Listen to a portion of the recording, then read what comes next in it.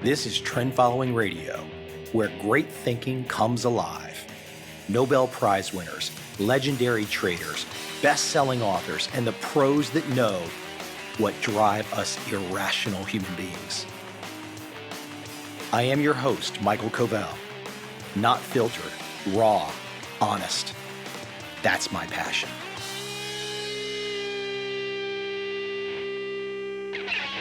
By the magic of a flight from Ho Chi Minh City, Vietnam, to Tokyo, Japan, to San Francisco in the United States of America, to Las Vegas. That's where you find me today, in Las Vegas at the Bellagio.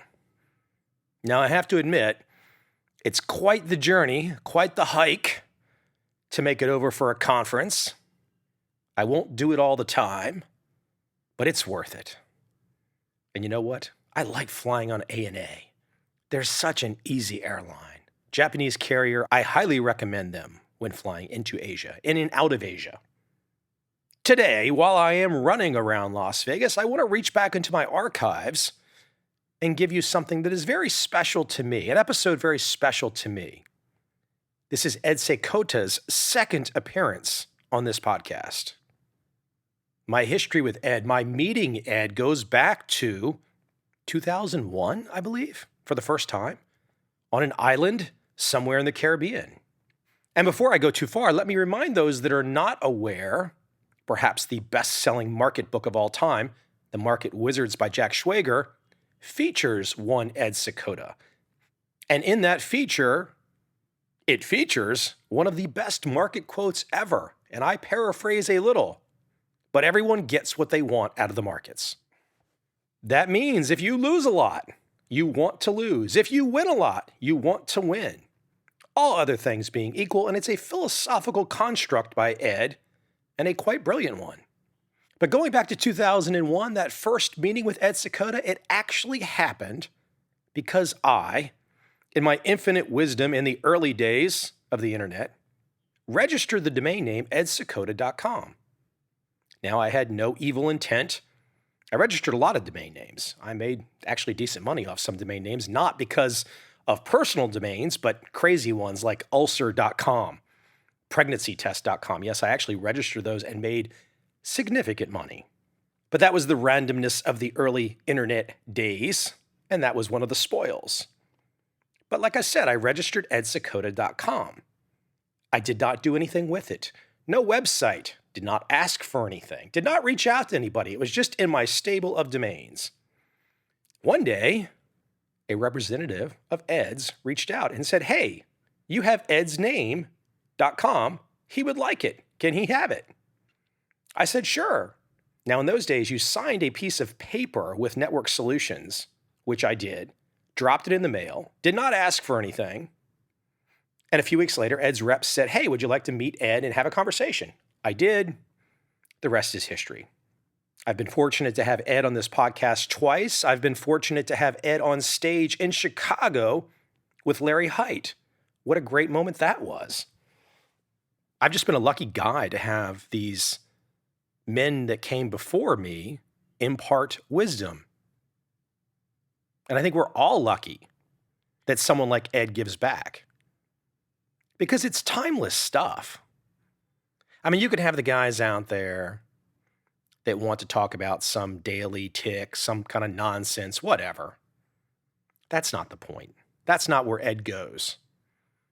Ed goes to the big picture, the big philosophical construct that you must have to be successful in the markets or life. So it's just so damn random how life can be. Take a crazy little action like registering a domain name and then becoming friends with Ed Sekota. Now look, that particular angle, it will not work for you today in 2018. Not going to happen. You're going to have to do something else. You're going to have to be clever or interesting to reach out and meet with the people that you want to meet with. But it's doable. And it's worth it. And I think you can tell by the episode that I'm going to play right now, it's been really worth it for me. I hope you enjoy this conversation, this rebroadcast conversation with Ed Sekota.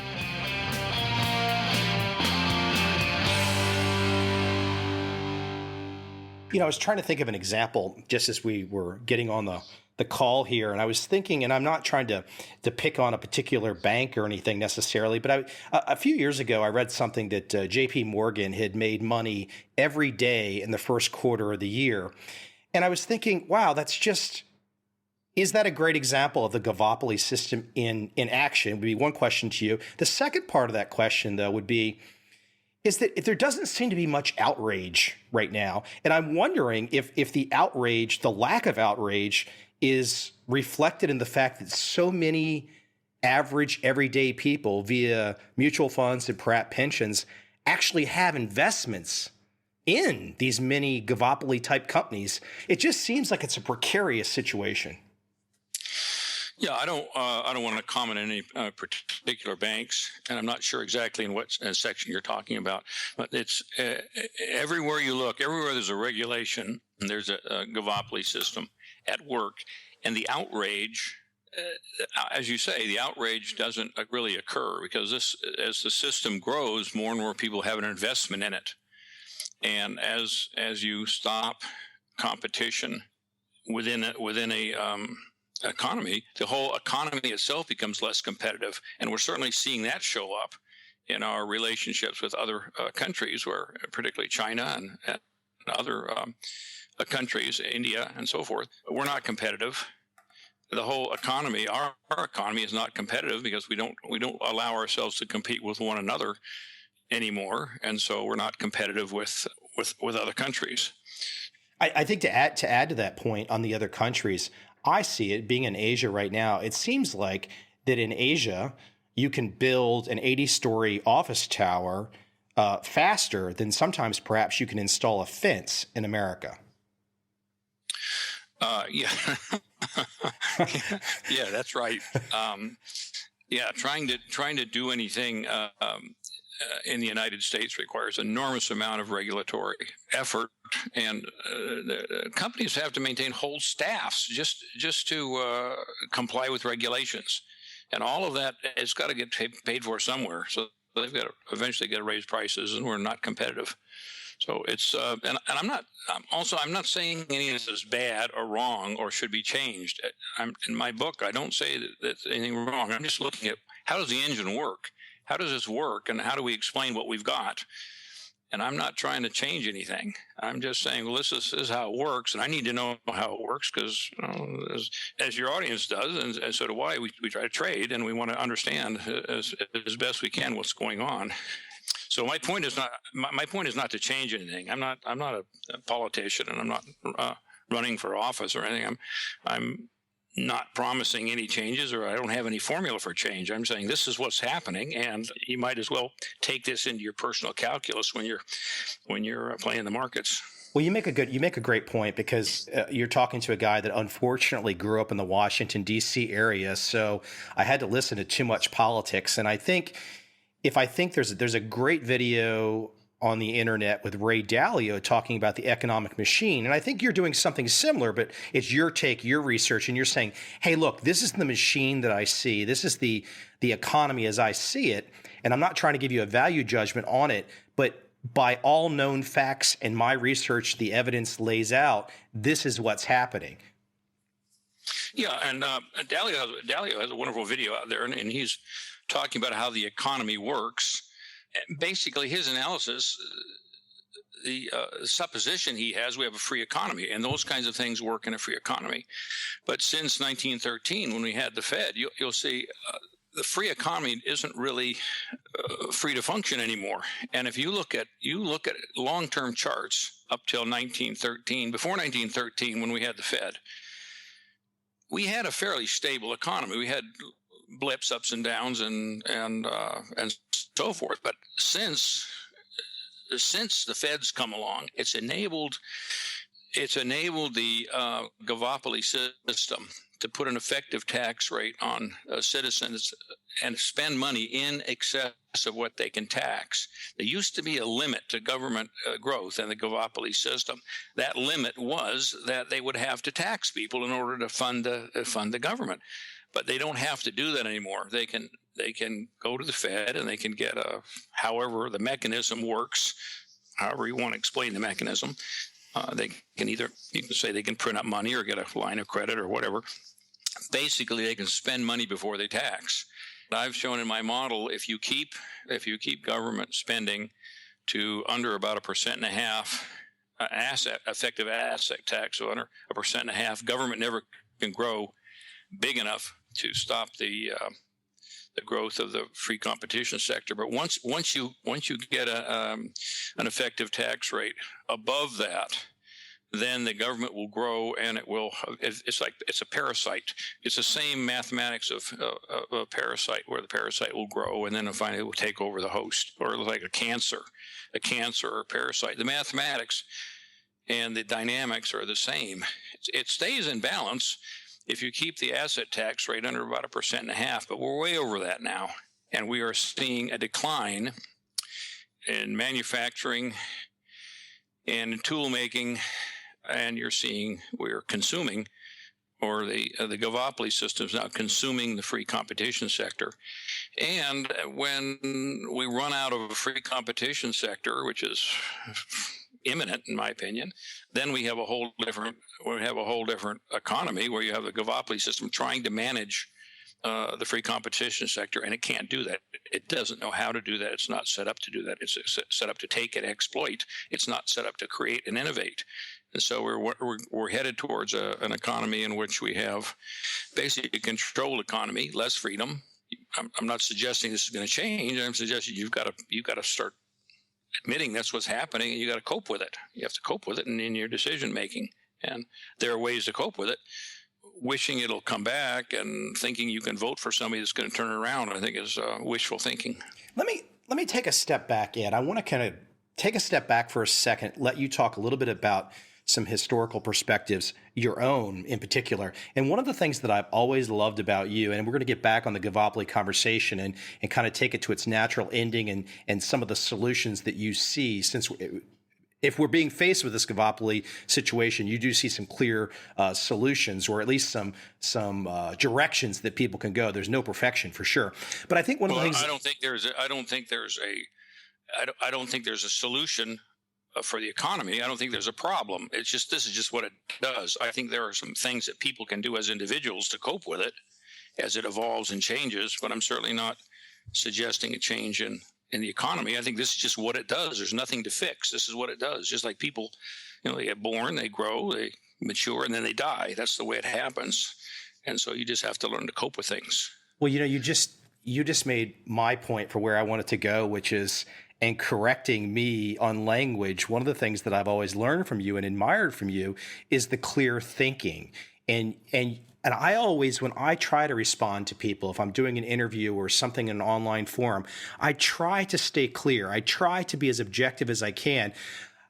You are exceptionally good at this, and especially when people look at your writings, they can see it's very, very clear.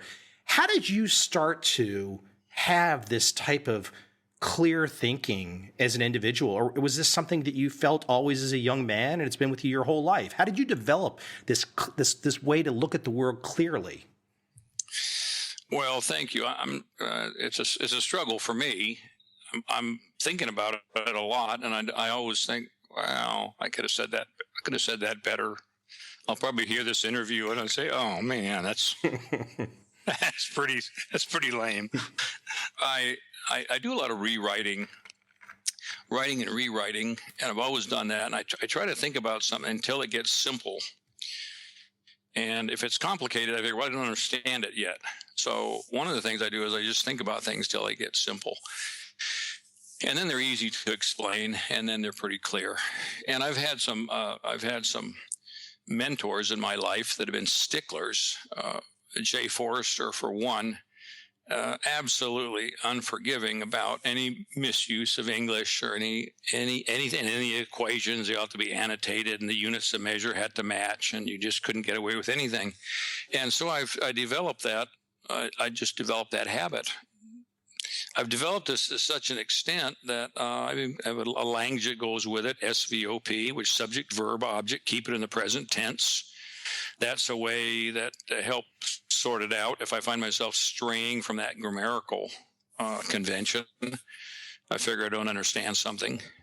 Anything that's clear fits into that linguistic format. So I'm on this, and I enjoy it. It's just I probably take it to extreme. It's not it's not a good strategy socially. Socially, people are very metaphoric, and they're very inaccurate, and they just say what they feel, and you've got to decipher their feelings and so forth. So I don't recommend this as a social method, but as far as thinking and trying to get logical answers, it's pretty good. I was wondering maybe if you would go a little bit further on Jay Forrester. And for those that don't know, very well-known MIT professor, systems dynamics. And I think Jay is still with us. He's like 96, I think. Yeah. Yeah. And prior to publishing my book, I went and visited with him, and I included him, some things on him in the book. Amazing person. He, at one point, held a patent on the core memory for computers, enabling some of the first of the world in computer. He was behind that. He was inventor of the radar positioning system, which was a servo control mechanism. And then he went on and applied servo control thinking to business situations and developed a modeling language, invented the whole field of system dynamics. To really understand how systems work, I think requires a lot of training. I think it's imperative to have some kind of an engineering background, preferably electrical engineering, preferably servo dynamics, to understand how systems work. So there's a whole field, and he pioneered it, and this is an amazing guy. I'm working on a project right now, and I was reading a couple of his white papers recently, and it's I can see how he influenced you on the clear thinking, because his white papers are just crystal clear. It's fun to read them because it's just there's no beating around the bush. It's all just direct. And it's understandable too. It's not an academic treatise. It's something that you can sit down and start to digest. He would go to conferences on economics, and there would be a panel, and then they would have comments, and he would point out that a certain speaker in his speech had contradicted himself several times. And he would listen. He would really listen to what people say, and he would think about it. And then if it wasn't accurate, he wasn't shy about saying so. No, like I said, I think for the audience out there not familiar, checking out your Trading Tribe website at edsakota.com, they could definitely get an understanding of, if they're not familiar with what you and I are talking about right now, they will definitely start to understand how you handle your FAQs, your frequently asked questions. But that's a completely different subject. Let me go ahead. On the topic of getting things exactly right, I want to point out that's Sakota.com, not edsakota.com, SEYKOTA.com. Edsakota goes somewhere else. Yeah, and so do I, but the website is Sakota.com. Ed, let me get back into the notion of Gavopoly for a second. So we've got this system that's operating, and as you kind of say, it's doing as it should. You are observing and you're describing it, but it's not a pretty conclusion to when the 39th day and the duckweed races across the pond. It's not a pretty conclusion, but I think what's tough when you look at the media and the political systems, everybody has a fix. If you vote for me, I can fix it. I've got this platform. The media says if we do this, we can fix it. If we watch this TV show, if we get upset about this issue, and I'm just as guilty as some people to get upset about things, but it's all seems to be one big dog and pony show. But if we get back to your modeling of the Gavopoly system, the dog and pony show just distracts us, but the system marches on. Well, the dog and pony show is part of the system. The dog and pony show is purposefully orchestrated to distract people from the real issues. Nobody talks about the real engine behind this is the growth of the Gavopoly system and the fact that it has unlimited access to money. In my model, I've even tried to, even if you eliminate borrowing for the government and you reduce regulations at this point, it would take 20 or 30 years of austerity to get any meaningful change to get us back to a free competition society. You're not going to get anybody elected on a 30-year austerity program in which the government decides that they're not going to borrow money anymore. That's just not going to happen. So nobody's even talking about this, or nobody's even interested in it. The real issue about how the economy works and how debt works and how deficit spending works and bailouts and all the rest of that, those are just kind of accepted, and no one is concerned about it. What they're concerned about is there's a race riot, or there's police, or someone thinks the police are being too brutal, or one race group is beating up on another race group, or there's people coming across the border or not coming across the border. So we're talking about fixing things that are all symptoms, but nobody. There's a couple politicians. I don't care to name any of them, but there's a couple of them that try to talk about the real issues. They always get marginalized, and they don't even make the final cut in the political race. And what you have is the distinction between political parties is fairly obscure at this point. They're all voting for expansion of the duopoly system. They want to make this. The system is now in its final phases, where it's taking over. There's no way to resist it. There's no way to stop it. I don't recommend spending a lot of time worrying about it. It's like a patient, or if you had a friend that was dying of terminal cancer. Well, what do? You try to make the best of the time you have, but you don't spend a lot of time trying to fix it. There's nothing to fix. Or someone is just dying. There's nothing to fix. We're making a transition, or a caterpillar turns into a butterfly and is a change in form. There's nothing to fix. It's how it works. You don't have to use death metaphors. It's a transformation metaphor. The economy is transforming from what used to be a free competition, innovative society. It's now transforming into a very controlled society. This is a transition. It's natural. It happens time and time again to all societies. There's a cycle. It goes back and forth, and there's the duopoly system grows until it finally renders the host society inoperable, and then it collapses, and then it starts over again. This is a long-term cycle. You don't find any currencies around that are more than a couple hundred years old. And if you had invested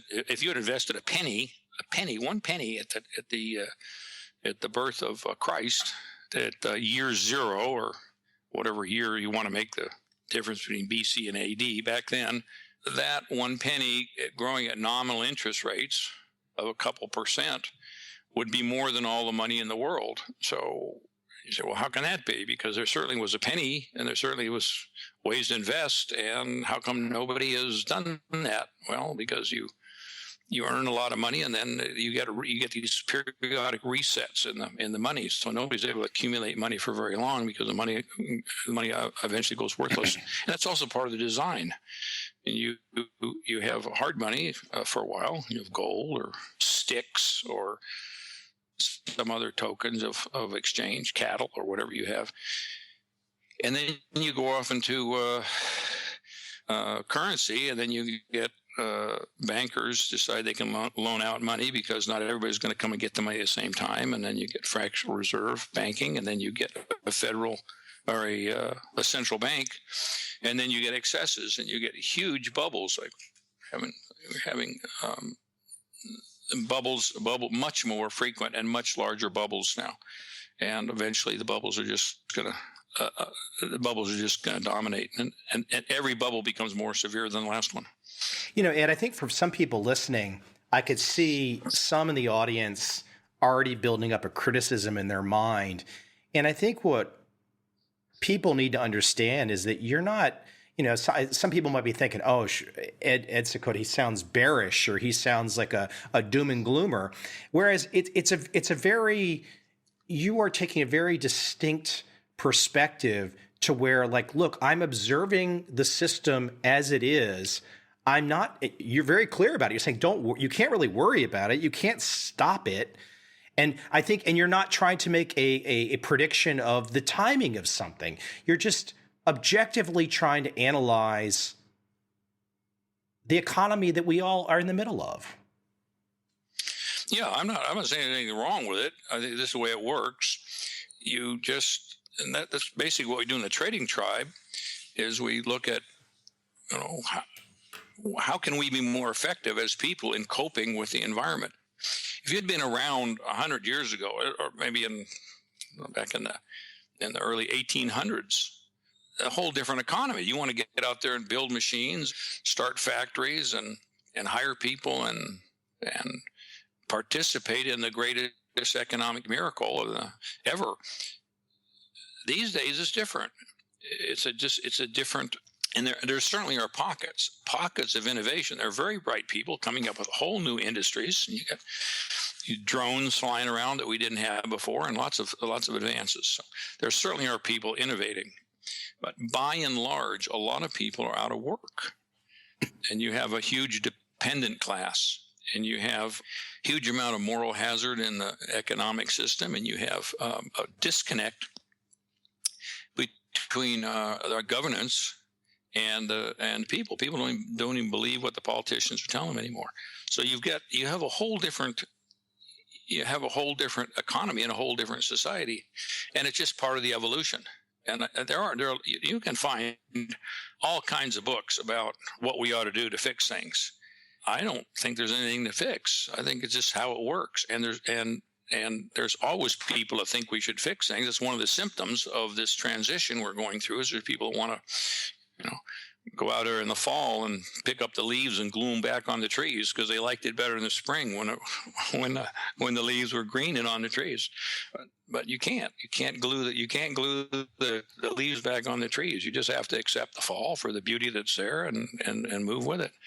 So that's what we do in the trading tribe, is we try to, what can we do with our own attitudes and our own responses to cope with whatever the flow is, not try to change things, pretend they're different. What can we do to go with the flow? In other words, to use trend following in our own personal lives. I know you look at trend following from not only from a trading perspective, but your own life perspective. Yeah, and I think if you're going to really be a trend follower, you're going to have a lot of trouble limiting it to one area, because let's say you have a trend following system. You say, well, okay, I'm gonna have a diversified portfolio, a trend following portfolio. So I'm going to free myself up from emotions. Emotions have always been the big problem here. So I'm going to have a diversified trend following portfolio, or I'm going to invest in somebody else's portfolio, and that's going to fix this emotional problem. And then what happens? Well, their investment or their portfolio goes up and down. And then I've got emotional problems with that. So you don't really fix your emotions by having a system. What you do is you just move them upstream. You move them upstream instead of, you have constituents within the portfolio that used to bother you and they went up and down.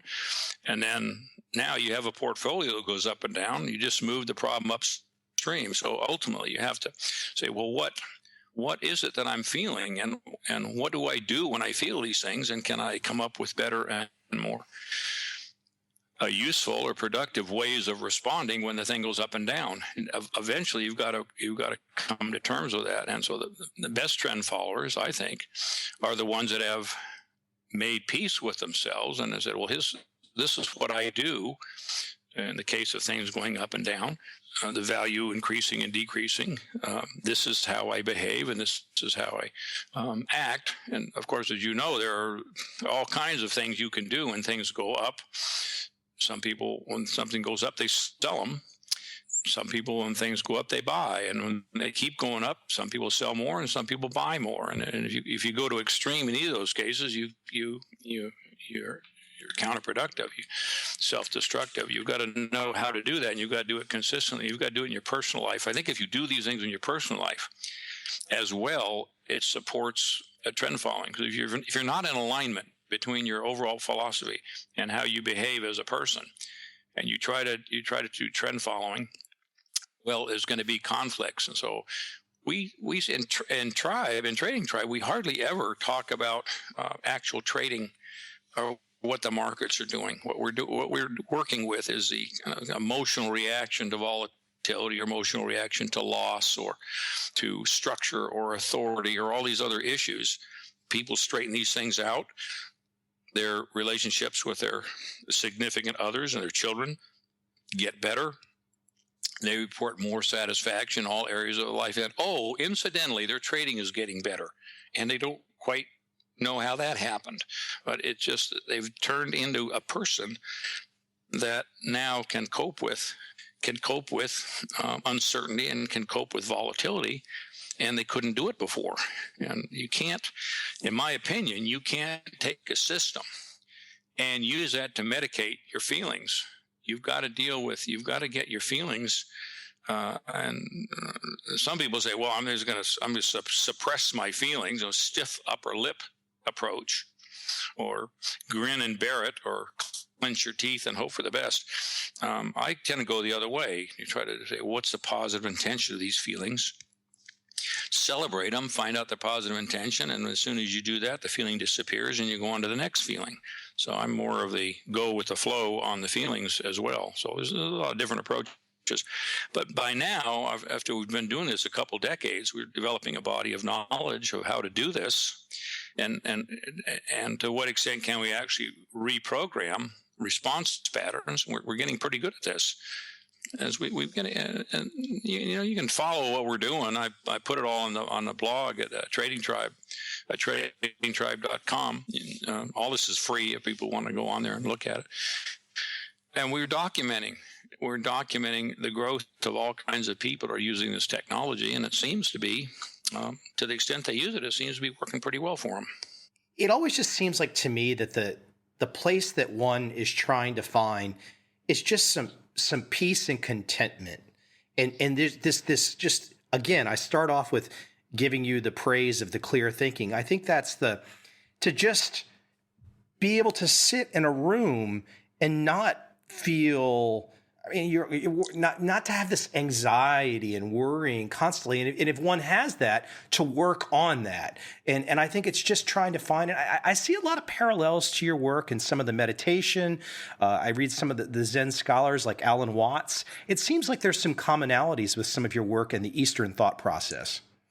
I believe every feeling has a positive intention. For instance, if you're in a house and you smell smoke, you hear crackling sounds, and notice the temperature going up in the room, and you conclude that maybe the house is on fire, that would be a really good time to feel anxiety and to take some action in response to it.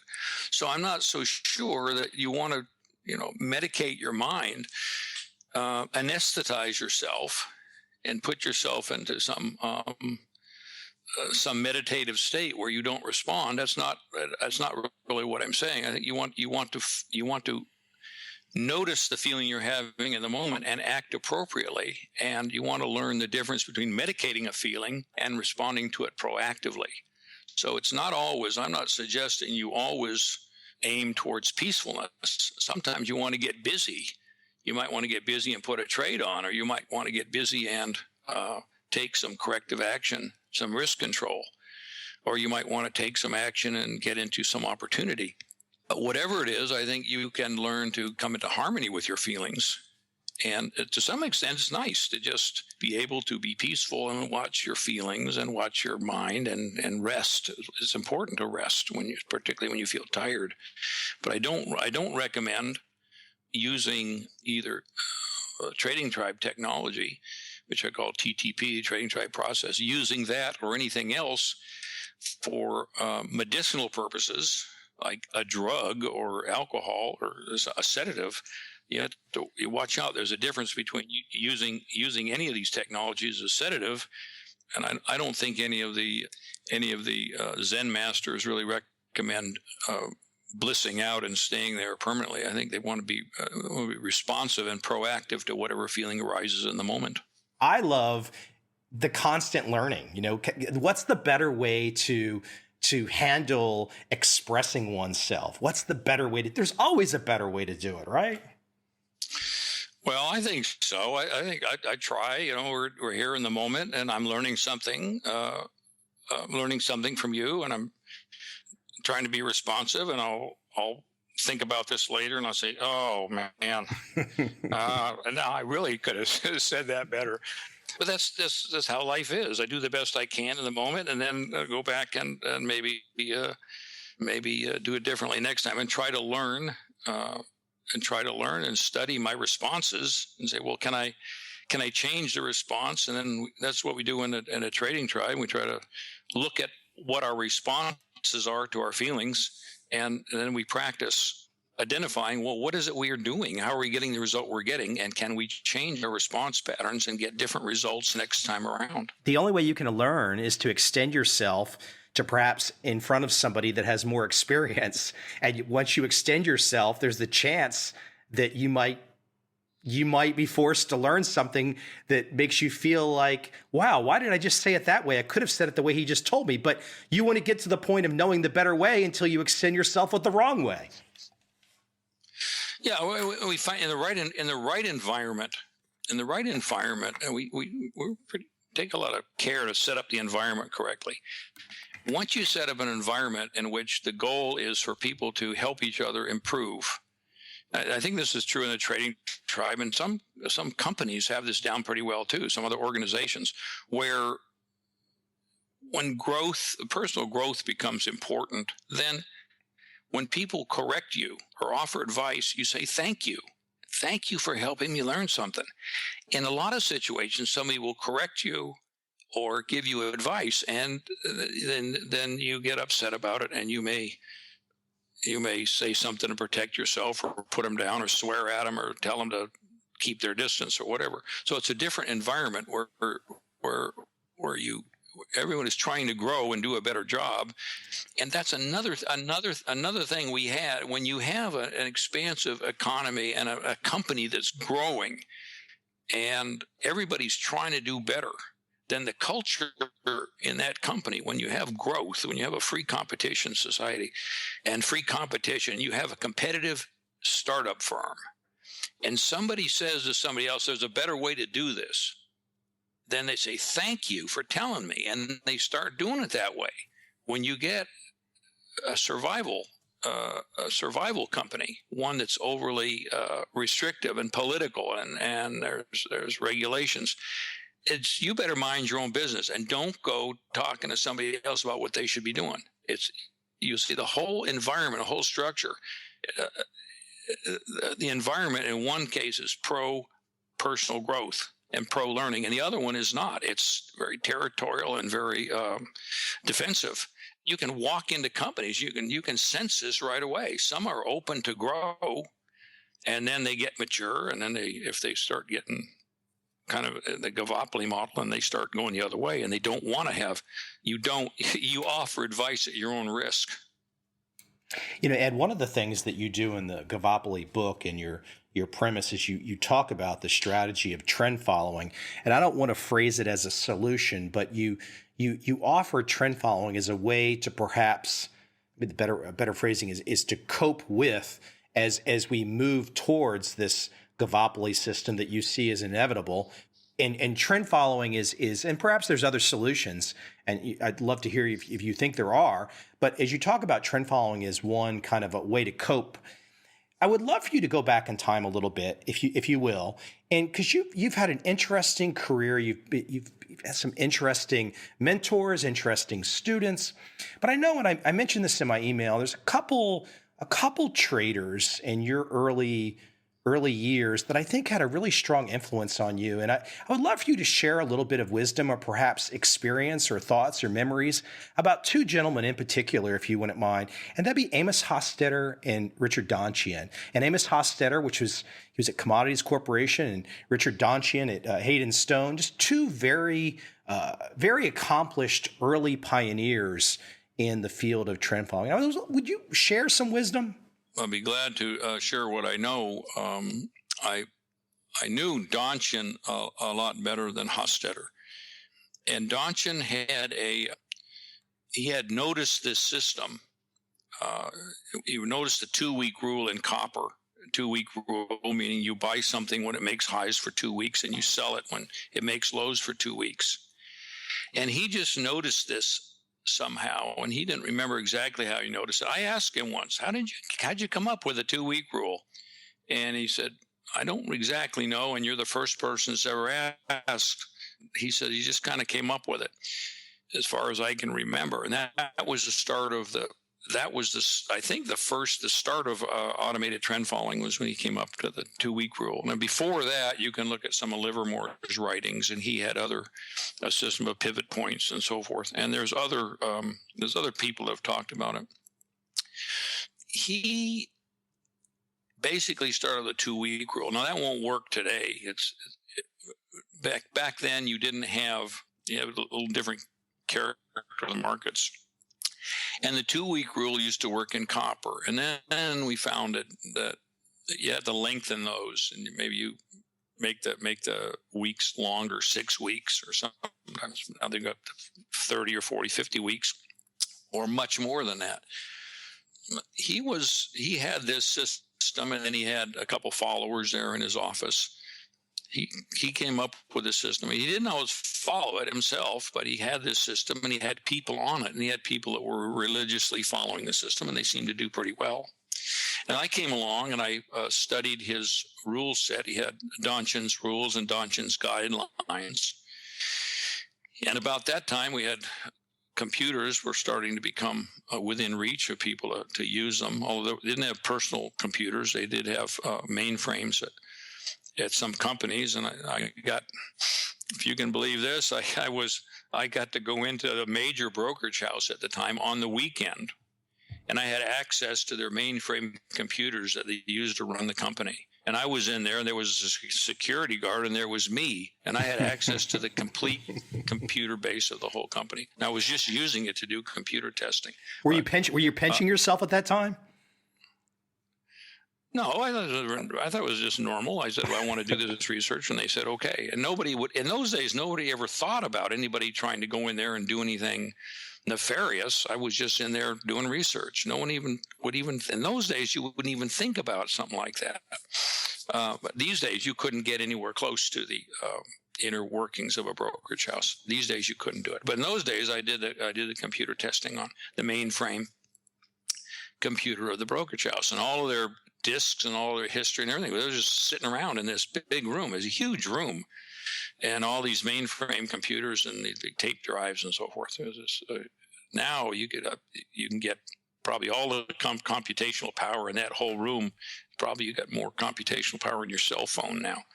In those days, that was quite the thing. So I would run back tests, and I would do a back test that you could do now in probably a second or two. It would take half hour, 45 minutes to do one set of tests. And I was using punch cards, and it was a different era back then.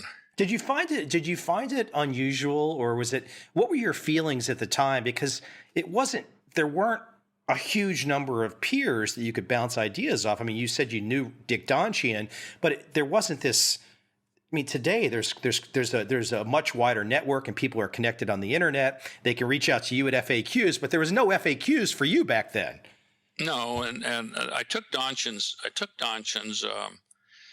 work, and he had a letter that he would publish every week. He would publish a letter which would have his rules on it, and it would also have a kind of a model account, and you could follow along. And the idea was you would follow along, and you would place your orders with him. I guess that was the way that was supposed to work. So I tested his rules, and I came back and said, well, the rules internally are not consistent. The rules you can't program all these rules at the same time because they conflict with each other. So I started taking rule sets that were non-conflicting, and I tried to tune it up and see, well, here's what we can do. And I would try different experiments with the rules, and I would check it with some brokers and traders in the office. And a lot of times I say, well, I'm going to change this. I'm going to make the system less responsive. So the market has to go up more before you start to buy it. So make the time constants longer. And people would say, well, that's going to make it more risky because your stop's going to be further away. and then we would test it, and we would get the exact opposite result. So all these things were very counterintuitive. I did some of the first testing, and you're right, there wasn't any other standard. Now I've got this on my website. If you or your listeners want to go on the website and replicate some of these tests to learn how to do it, I've got it on there, and there's a template, and you can do it on your Excel spreadsheet or whatever. And then enough people have done it so they all get the same result to the penny. So I'm pretty confident I've got the right answer up there. But in those days, no, there wasn't anybody else. I was just curious, and I said, well, how does this work? And Donchen had set it up as a system. I said, well, okay, I'm going to simulate it. I'll go back in the computer and see if I get the same results that Donchen's getting, and I'll try to set up a diversified portfolio. And we did that, and the company I was with marketed it for a while, and we had a diversified portfolio, and it was all run on computer by a service bureau. I had a service bureau, and we would enter the data every day and then get the result, and then we would put the orders in. But the company couldn't stick to it. The company I was with couldn't stick to it. And they also couldn't resist the temptation of trying to get the customers to trade more often than the system wanted them to trade.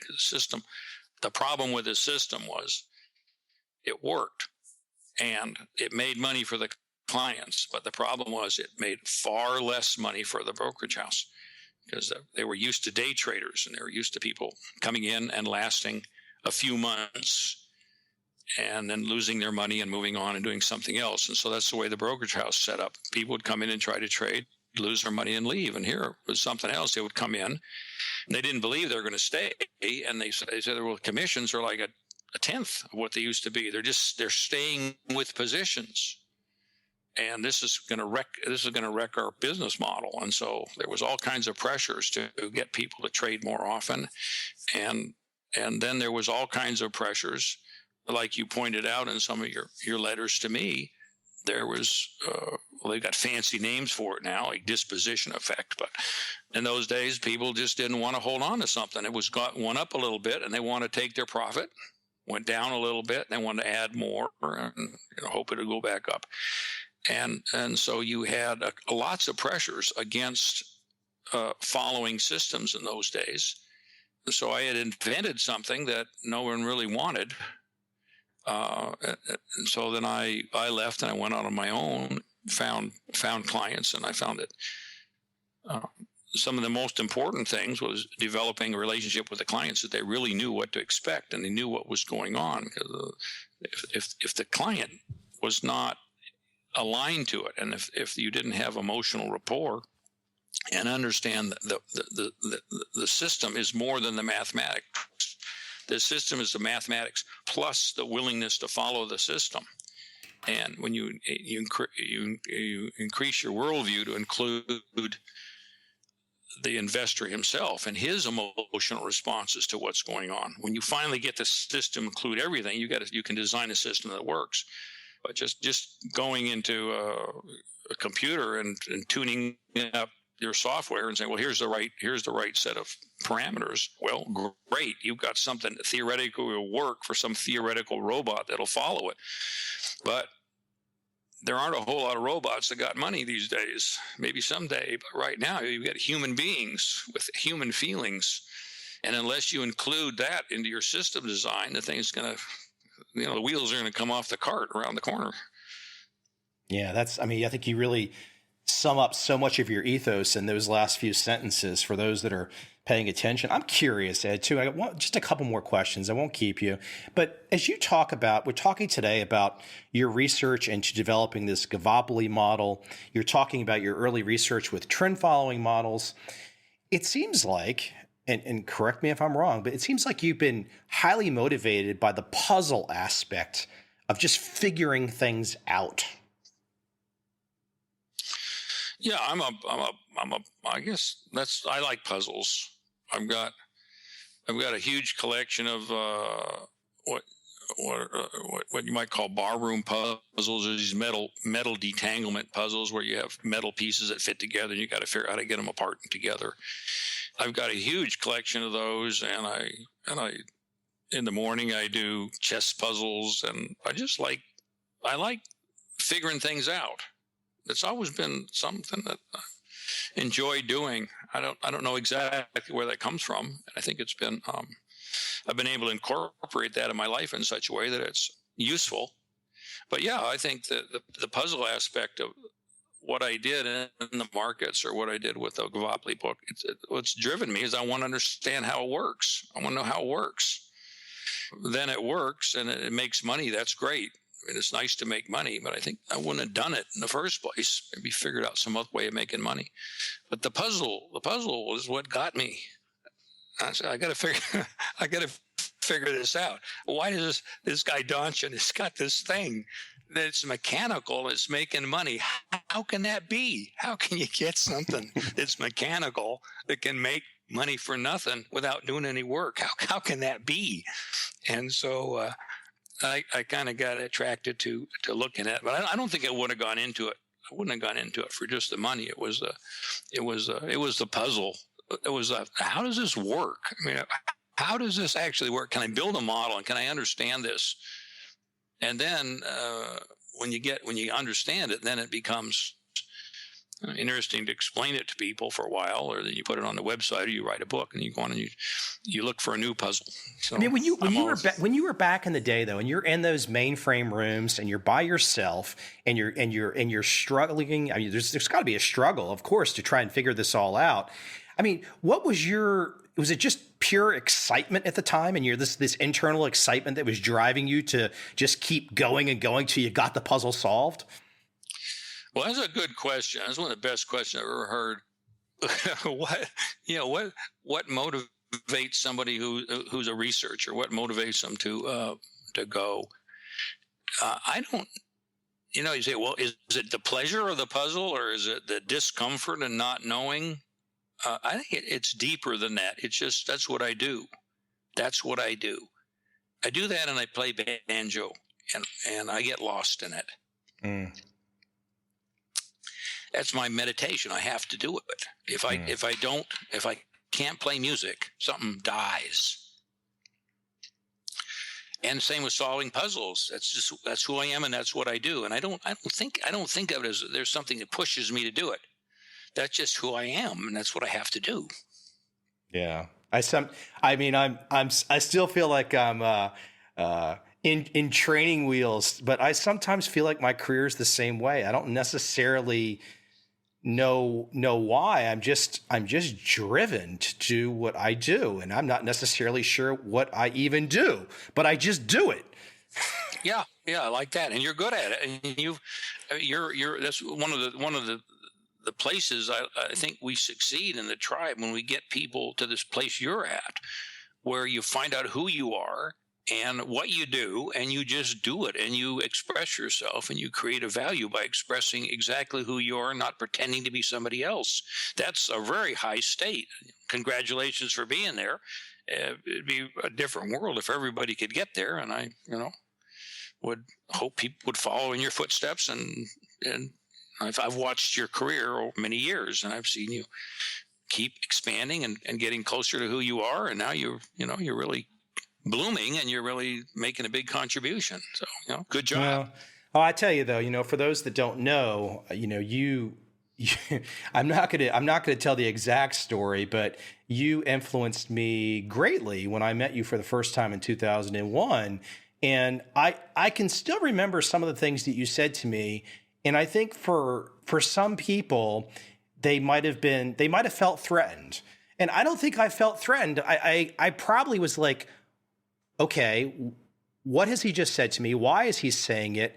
What's the deeper meaning? So in many ways, as you talk about your love of puzzles, I felt like you were giving me a puzzle. Michael, you might want to consider this. Ba, ba, ba, ba, ba, ba. And so then, of course, I just considered that. And you didn't give specific instructions. You gave some big picture insights. And I think that's probably how you like to be. I think you just want to see if there's more puzzle finders out there. Yeah. And like you're open. You wanted to do something. You wanted to go somewhere. You were like on a growth path, and then you viewed ideas from me and other people, and you've surrounded yourself with an amazing group of people who have amazing amount of ability and knowledge and wisdom and resources. You've surrounded yourself with one of the most advanced group of mentors I think is possible. You just like to do that. So I think you had an attraction. You attracted people like that, and then you enjoyed hearing what they have to say. The people that are on your podcast, people in your life, all are people with strong opinions, all people that make you think and make you grow. And you just have some kind of a affinity for people like that. And that's part of what makes you good at what you do. Well, if they keep talking to me, I should keep talking to them. That seems like a good rule. If really smart people will agree to talk to me, I should probably talk to them, because then I wouldn't be that smart. Well, I mean, it seems to be working. It seems to be working. Well, listen, hey, you are. I've kept you for too long. Hopefully, you will get on and have some conversations more regularly. I think I think you could appreciate. I'm sure you feel this, that the flow of our conversation, because we haven't really caught up on the phone for a long time. You can feel the flow improve as the conversation goes on, which is fun. So yeah. It takes a while to get into it, and then it takes a while to turn it off again. So it's time to turn it off now. So, hey, listen, Ed, I appreciate you taking the time. Everybody can make it to Seykota.com, SEYKOTA.com, correct? That's right. Yeah. Okay. Yeah. Thank you, sir. Thank you for making me think, and I enjoy listening to you and talking to you. You always make me think, and I appreciate it. Well, thank you, Ed. You always make me think as well. Appreciate it. Thanks, sir.